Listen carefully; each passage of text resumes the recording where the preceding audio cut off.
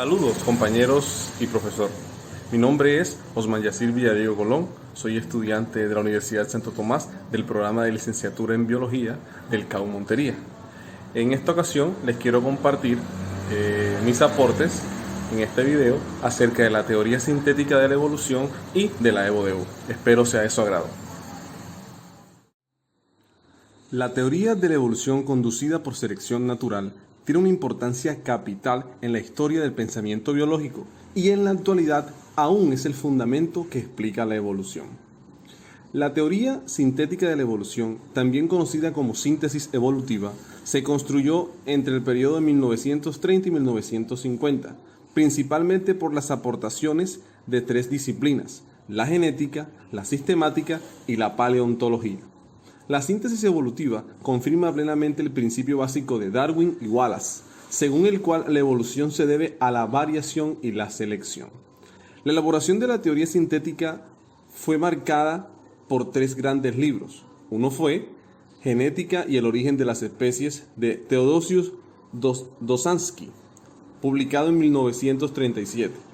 El otro, Especies y especiación, de Ernst Mayr, publicado en 1942.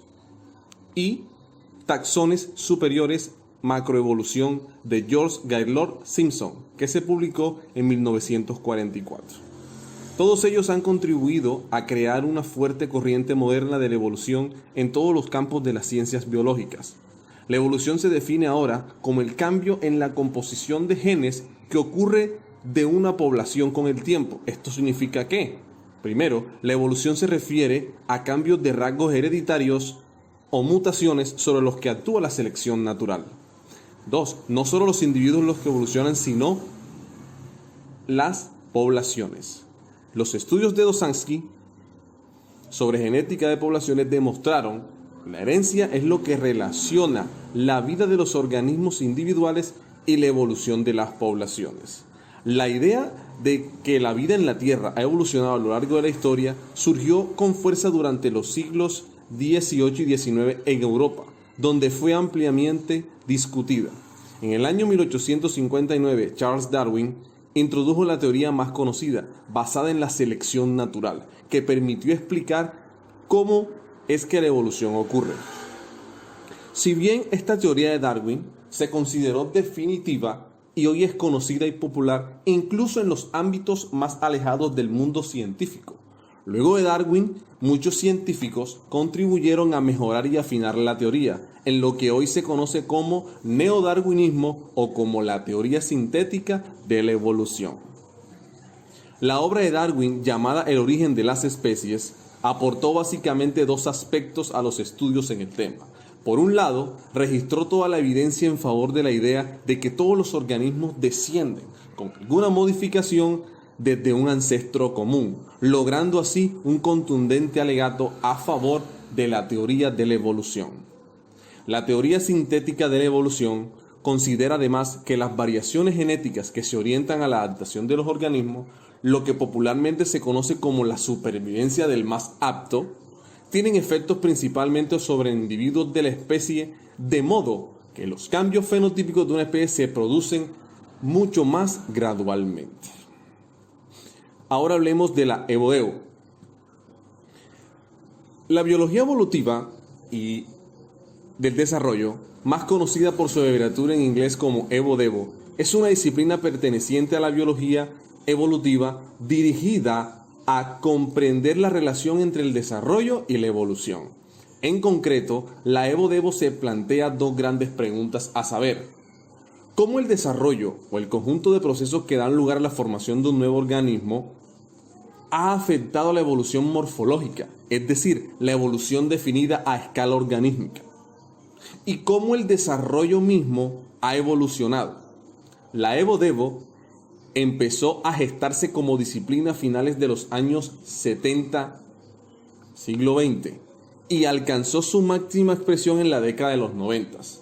En la actualidad, esta nueva síntesis entre evolución y desarrollo puede considerarse una disciplina bien institucionalizada, con sus propias revistas, departamentos universitarios y congresos especializados. Müller en 2018. Desde sus inicios, la Evo-Devo ha despertado un gran interés entre los filósofos de la biología. Charles Darwin, Alfred Russel Wallace coincidieron en proponer un mecanismo evolutivo que hacía énfasis en la supervivencia de la novedad, que pasaba de puntillas por su origen. La constatación de que la mayor parte de la progenie no llegaba a la edad adulta, junto con la idea de la supervivencia del más apto, llevaron a la propuesta de que en la lucha por la vida se seleccionarían las variedades más ventajosas, lo que implicaría un cambio morfológico a lo largo de las generaciones. Por supuesto, no existían muchas ideas acerca del origen de las variedades más ventajosas, sobre todo teniendo en cuenta que no se conocían los trabajos de Melden en esa época. En el 1900 se produjo un acontecimiento que cambió el rumbo no solo de la teoría evolutiva, sino de la biología del siglo XX. Se descubrieron las leyes de Mendel y con ellas la existencia de factores precisos que determinaban la herencia de los caracteres, factores que años después se denominaron genes. Esta constatación implicaba dos corolarios. ¿Cuál es la naturaleza físico-química y la localización de dichos factores? Responder a esta pregunta llevó medio siglo, hasta el artículo de Watson y Crick sobre la doble hélice. La segunda secuencia fue: si hay factores que determinan la herencia de los caracteres, los cambios en dichos factores originarán cambios heredables en los caracteres, es decir, evolución.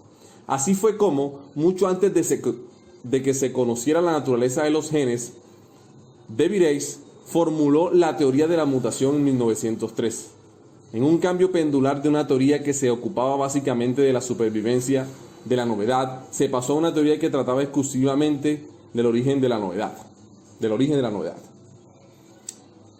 Lo siguiente es historia y no vamos a desarrollarla aquí.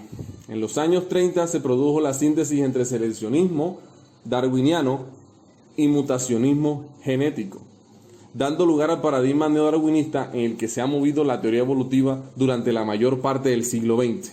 Una de las consecuencias de todo esto fue el descrédito en el que cayó la ley biogenética y el divorcio entre evolución y desarrollo embrionario. Ni los biólogos evolutivos precisaban del desarrollo, ni los embriólogos se sentían interesados por la mayoría o por los genes. Evo-Devo se ha ido consolidando en la última década con la aparición o cambio de título en revistas científicas como Developing Genes and Evolution o Evolution and Developing, sociedades científicas, congresos, etc. Su objetivo fundamental es el de establecer las bases genéticas de las grandes innovaciones evolutivas, o dicho de otra forma, relacionar los cambios que se localizan en el origen de los grandes grupos con cambios en patrones espaciales o temporales de expresión de los genes relevantes para el desarrollo. Es importante señalar que la Evo-Devo no refuta en modo alguno al neodarwinismo, sino que lo completa en el marco de una teoría evolutiva mucho más comprensiva. Para entender esto es útil distinguir entre microevolución y macroevolución. El primer proceso, basado en mecanismos neodarwinistas de mutación y selección, sería gradual y estaría implicado en el ajuste fino de los organismos a su medio ambiente. La macroevolución, en cambio, consistiría sobre todo en innovaciones evolutivas generadas a partir de los cambios en los genes reguladores del desarrollo. Con esto doy por terminado lo que tiene que ver con la teoría sintética de la evolución y la Evo-Devo. Muchas gracias.